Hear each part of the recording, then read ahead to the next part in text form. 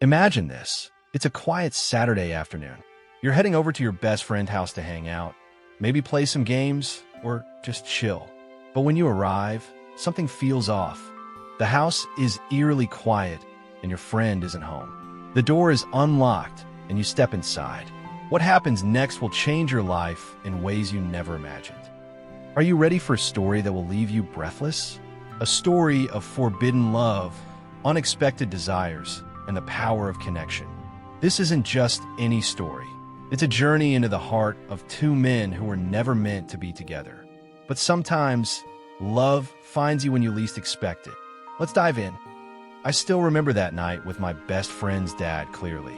It was perhaps the craziest yet the most exciting night of my life. It wasn't my first visit to Mr. Haynes's house, not even close. But that day, what began as a regular visit became the start of an extraordinary forbidden love story, as my best friend's dad did something unimaginable when I came into his house. Me and my best friend Zach had practically grown up together, running in and out of each other's homes like they were our own. But that particular day, something felt different, something I couldn't quite put my finger on at first. It was a quiet afternoon, one of those rare lazy Saturdays when the world seemed to slow down. Zach had invited me over to help him set up a new gaming console he'd been raving about for weeks. His excitement had been contagious, and I found myself practically jogging the few blocks between our houses. When I arrived, I noticed Zach's car wasn't in the driveway, which was odd. He told me he'd be home all day.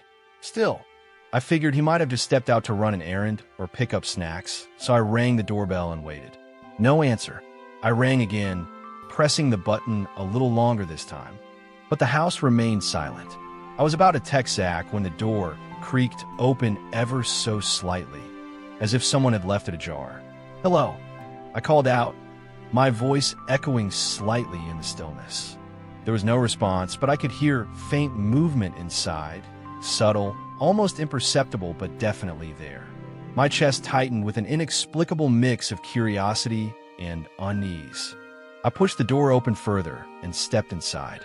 The house smelled faintly of cedarwood, a scent I'd always associated with Mr. Haynes.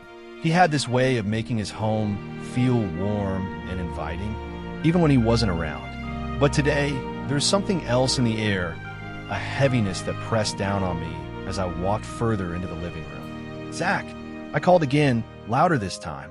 Still no answer. I glanced around, my eyes scanning the familiar space. Everything looked normal, yet I couldn't shake the feeling that I was intruding. The house was too quiet, too still.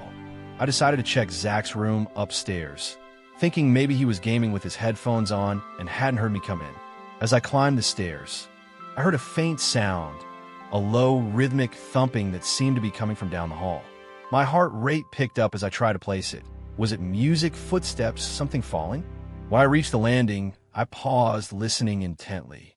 The sound grew louder, more distinct. It was coming from Mr. Haynes's room. I hesitated. I'd never gone into his room before. There was no reason to.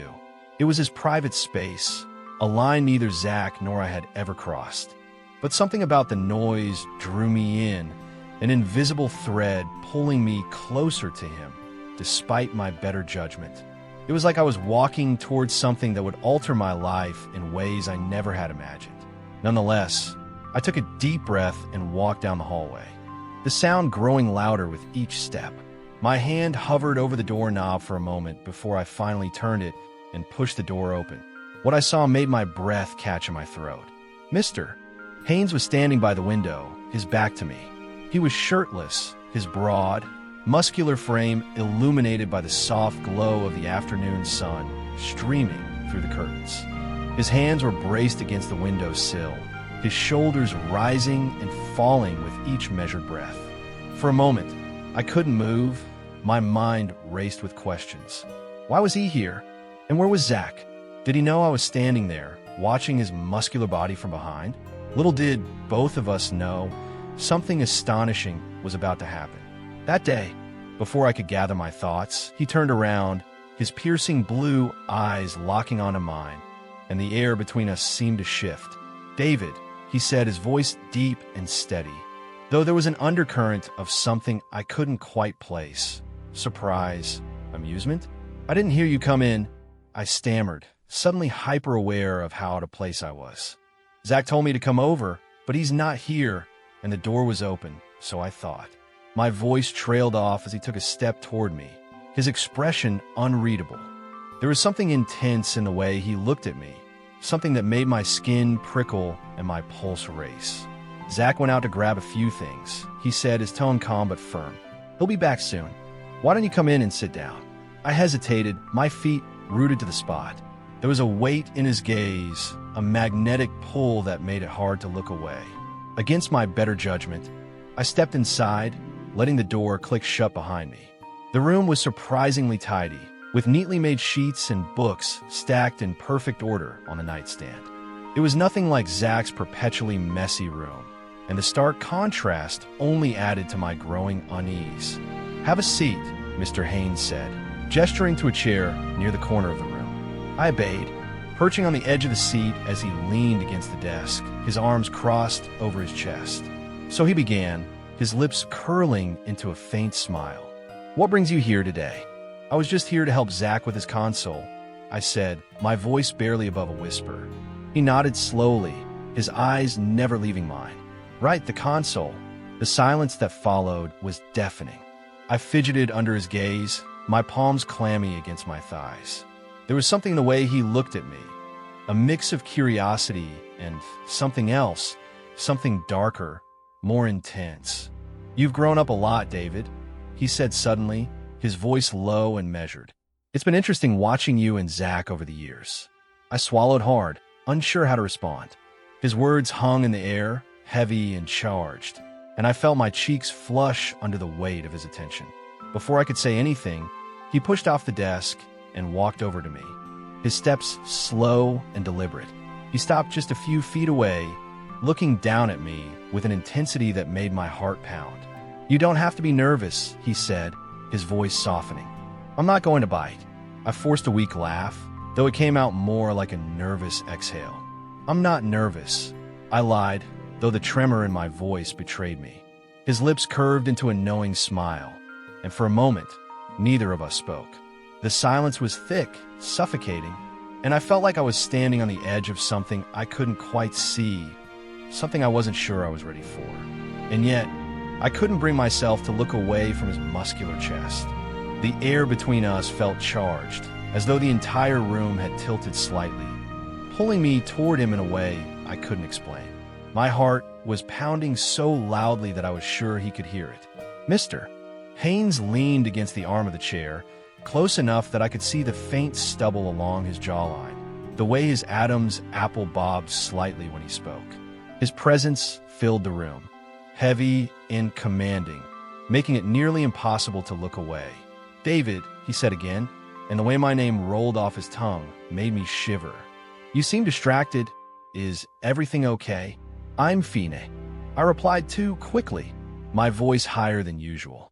I forced myself to straighten in the chair, trying to look composed, but my hands were gripping the edges so tightly that my knuckles had gone white. He tilted his head slightly, his gaze never wavering. "You don't look fine. You look like you've seen a ghost." His words carried a teasing lilt, but there was something else behind them, a subtle challenge, as though he was daring me to admit what was really on my mind. "I was just surprised to find the door open," I said, my voice steadier this time. "And then you were here, and I wasn't expecting that." "Ah," he said, his lips curving into a faint smile. "You thought Zach would be the one to greet you at the door?" I nodded, feeling the heat rise to my cheeks.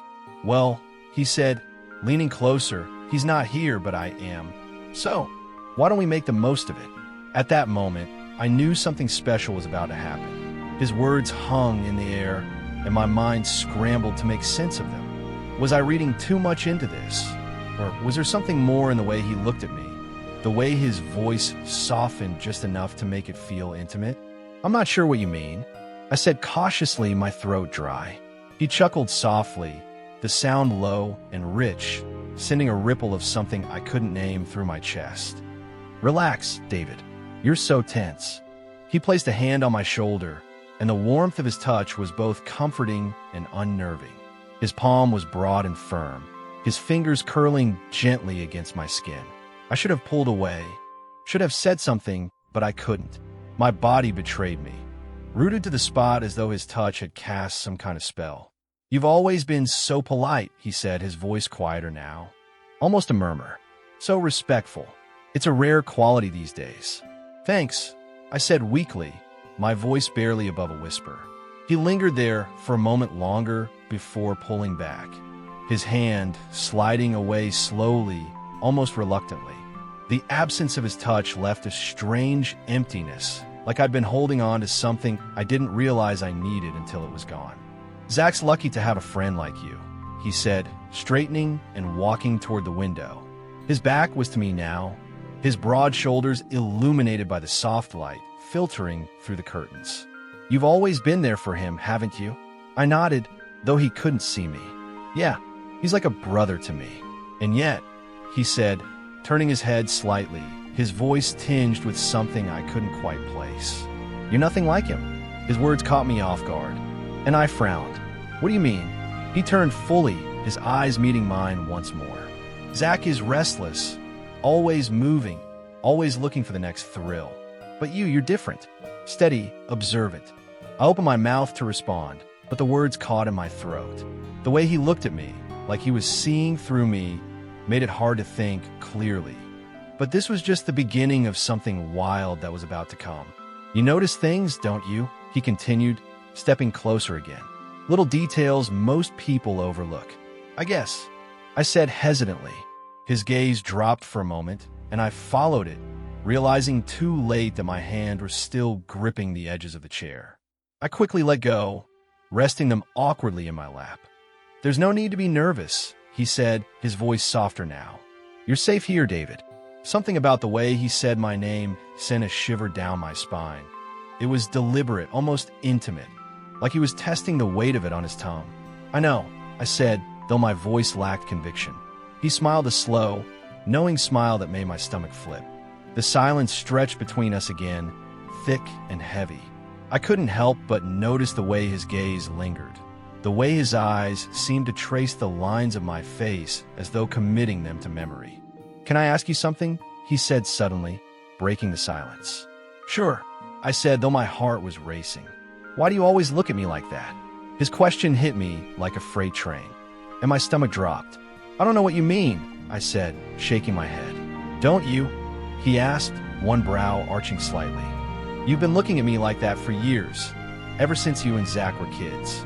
I shook my head, my cheeks burning. "I haven't." "You have," he interrupted, his tone gentle but firm. "And it's okay, David. You don't have to deny it." I started to respond, but the words died in my throat as he took another step closer, his presence overwhelming. "I've noticed it," he continued, his voice barely above a whisper now. "The way your eyes linger, the way you hold yourself around me. It's subtle, but it's there." I felt like the floor was crumbling beneath me, like I was free-falling into something I couldn't control. "I don't know what you're talking about," I said weakly, though even I didn't believe the words. He knelt in front of me then, his hands resting lightly on the arms of the chair. His face was so close to mine that I could see every detail, the flecks of gold in his blue eyes, the faint lines around his mouth. "David," he said softly, and the way he said my name made my breath hitch. "It's okay. You don't have to be afraid." "I'm not afraid," I said, though my voice shook. "Aren't you?" he asked, tilting his head slightly. "Because I think you are. I think you've been afraid for a long time." My chest tightened, and I felt the weight of his words settle over me like a heavy blanket. He wasn't just talking about this moment. He was talking about something deeper, something I tried to bury for years. I started, but the words wouldn't come. "It's okay," he said again, his voice steady and reassuring.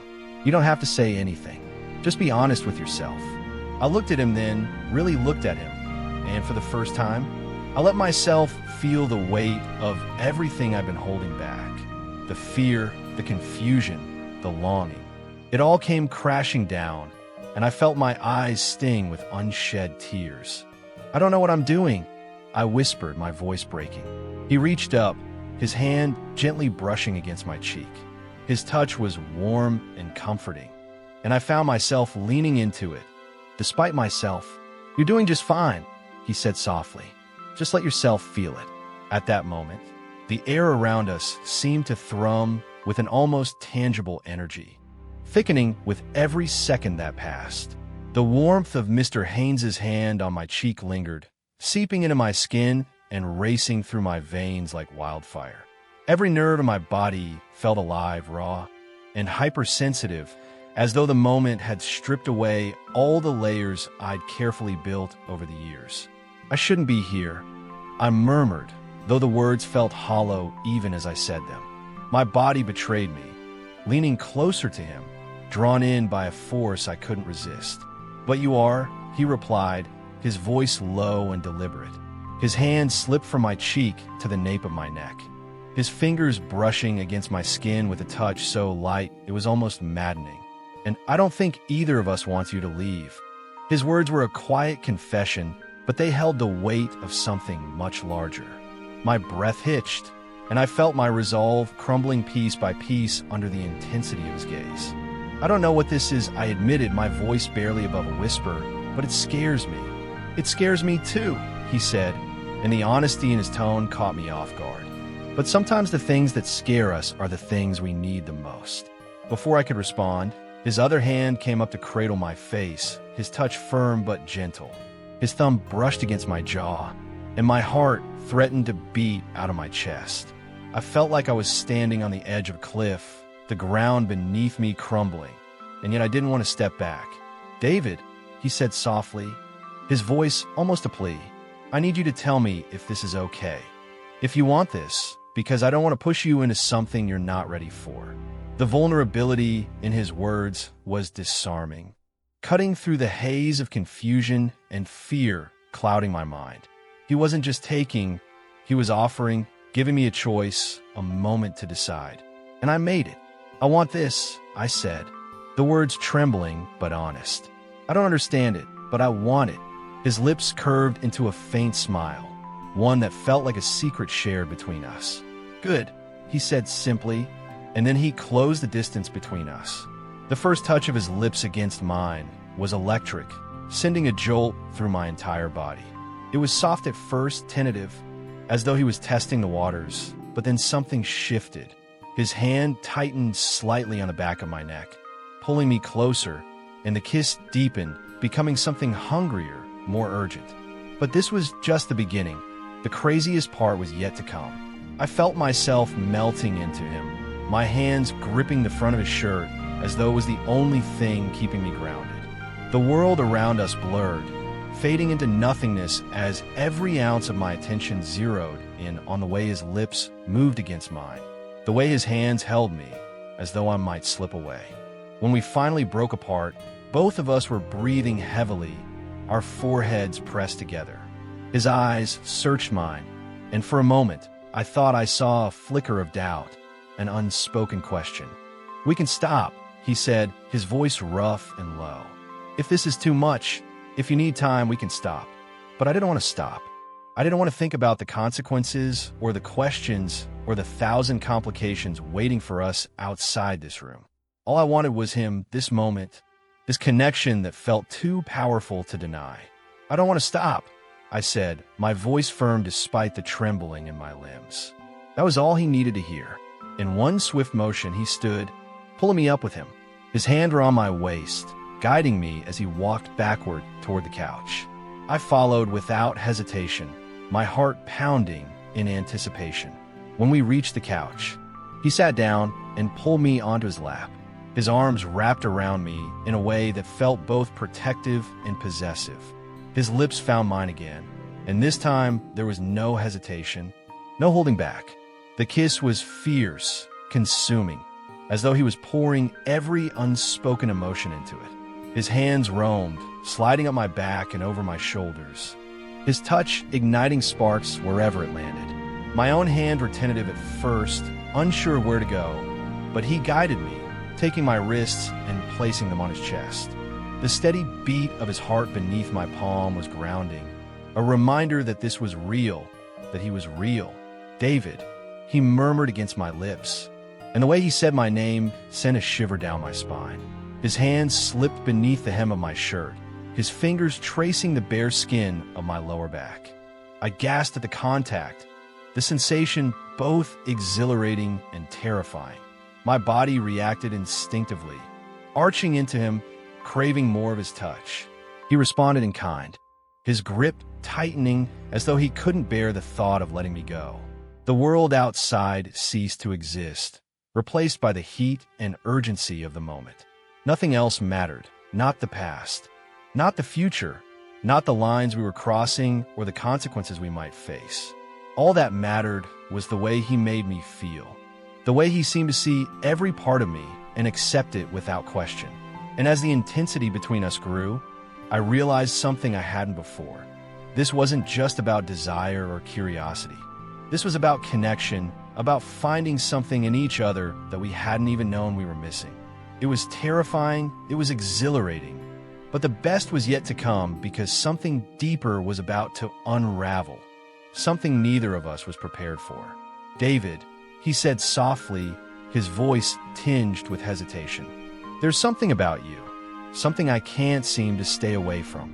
His words hit me like a wave crashing over the fragile balance I'd been trying to maintain. I felt my chest tighten, the enormity of the moment sinking in. This wasn't just a fleeting attraction or a reckless impulse. This was something much more profound, and it terrified me. "I don't know what's happening to me," I admitted, my voice trembling as I met his gaze. "But I don't want it to stop." A flicker of something, relief, maybe, passed across his face, and he exhaled deeply, his shoulders relaxing just slightly. "You have no idea how much I needed to hear that," he said, a faint smile tugging at the corner of his mouth. He pulled me closer, his hands framing my face as though I were something fragile, something precious. The tenderness in his touch was almost overwhelming, a stark contrast to the raw intensity of moments before. "You make me feel alive," he murmured, his lips brushing against my forehead. "Like I've been walking through life half asleep, and now I can't go back." I didn't know how to respond, so I let my actions speak instead. I leaned in, pressing my lips to his in a kiss that was both an apology and a promise, a silent acknowledgement of everything we couldn't put into words. His response was immediate, his arms wrapping around me, as though he feared I might disappear. The kiss deepened, growing more fervent with each passing second, and I felt the world tilt around us as though gravity itself had shifted to pull us together. When we finally broke apart, gasping for air, he rested his forehead against mine. His eyes closed as he tried to steady his breathing. "I don't know where this is going," he said quietly, "but I don't care. I just want to be with you for as long as you'll let me." His words stirred something deep within me, a mixture of fear and longing that I couldn't quite put into words. "I don't know what I'm doing," I admitted, my voice barely audible, "but I feel the same way." A smile broke across his face then, soft and genuine, and I felt my own lips curve in response. For the first time in what felt like forever, I allowed myself to feel, to let go of the doubts and fears that had been holding me back. He pulled me against him, and I rested my head on his chest, listening to the steady rhythm of his heartbeat. It was a sound that calmed me, grounding me in the moment and reminding me that despite everything, we were here together. But even as I allowed myself to sink into the comfort of his embrace, a small voice in the back of my mind whispered that this wasn't going to be easy. The world outside the walls of this house was waiting, and it wouldn't be kind to us. "David," he said after a long moment of silence, his voice hesitant. "We need to talk about this, about what this means." I tensed at his words, my heart sinking as reality began to creep back in. "I know," I said quietly, lifting my head to meet his gaze. "But can't we just stay here a little longer, just for tonight?" He studied me for a moment and then nodded, his expression softening. "Okay," he said, "just for tonight." This story had far more coming than both of us had imagined. At that moment, when I leaned into him with my heart racing and my breath shallow, the connection between us shifted from burning intensity to something heavier, something that carried the weight of unspoken truths. We started kissing again, but this time Mr. Haynes had a different passion about it. He was not only kissing me wildly, but was also grabbing me from the bottom, as if trying to establish authority over the deepest, most private parts of my body. I tried to respond in a similar manner, sucking his juicy lips wildly while stroking his tool with my bare hands. It was a moment I would never forget. Mr. Haynes was dominating me in a way I had never experienced before. His hands, strong and steady, slid up my back, and I felt the weight of his gaze as it settled on me. His eyes searched mine like he was looking for answers to questions he hadn't dared to ask before. The passion just kept increasing. As time passed, the moments that followed were filled with passionate love and intimacy between both of us. I can't go into much detail, but you can imagine what we did. I think what I can tell you is that it was amazing. As the night wore on, we found ourselves lying side by side on the couch, our fingers intertwined as we stared up at the ceiling. The silence between us was comfortable, a quiet acknowledgement of everything we'd shared. But as I lay there, my head resting on his shoulder and his right leg over my tummy, I couldn't shake the feeling that this was only the beginning. The storm we were about to face would test us in ways we couldn't yet imagine, and I didn't know if we were strong enough to weather it. He must have sensed my unease because he turned to me, his expression gentle but serious. "Whatever happens," he said, his voice steady, "we'll face it together." His words were a balm to my frayed nerves, and I felt a flicker of hope take root in my chest. Maybe, just maybe, we could find a way to make this work. As I drifted off to sleep in his arms, I allowed myself to believe that for once, everything might just be okay. But deep down, I knew the hardest part was still to come because the world outside was about to catch up with us, and the intensity of what we'd built would be tested like never before. I woke to the faint sound of rain tapping against the windows, the gray light of early morning filtering through the curtains. His arms were still wrapped around me, his steady breath warm against the back of my neck. For a fleeting moment, everything felt peaceful, as though the universe had granted us a reprieve from the chaos waiting beyond these walls. But peace, I quickly realized, was fragile. As I shifted slightly, careful not to wake him, my phone buzzed on the coffee table. I reached for it, my heart sinking as I saw the name on the screen. Alex, my best friend's son. My chest tightened as I stared at the screen, my mind racing. What could I possibly say to him? What should I say? Everything okay? Alex's voice was sharp, tinged with both worry and irritation. "I've been calling you all night. Are you okay?" "Yeah, I'm fine," I said quickly, glancing at him as he watched me intently. "I just fell asleep early." There was a pause on the other end of the line, and I could almost hear Alex processing my words. "You're not at home, are you?" he asked, his tone shifting to one of suspicion. My stomach churned as I scrambled for a response. "No, His voice cut through my lie, calm but resolute. "He's here," he said, leaning forward, his hand resting lightly on my knee as though to reassure me. Alex's confusion was palpable, and I felt a wave of panic crash over me. "I'll explain everything," he continued, his gaze never leaving mine. "But you need to come here.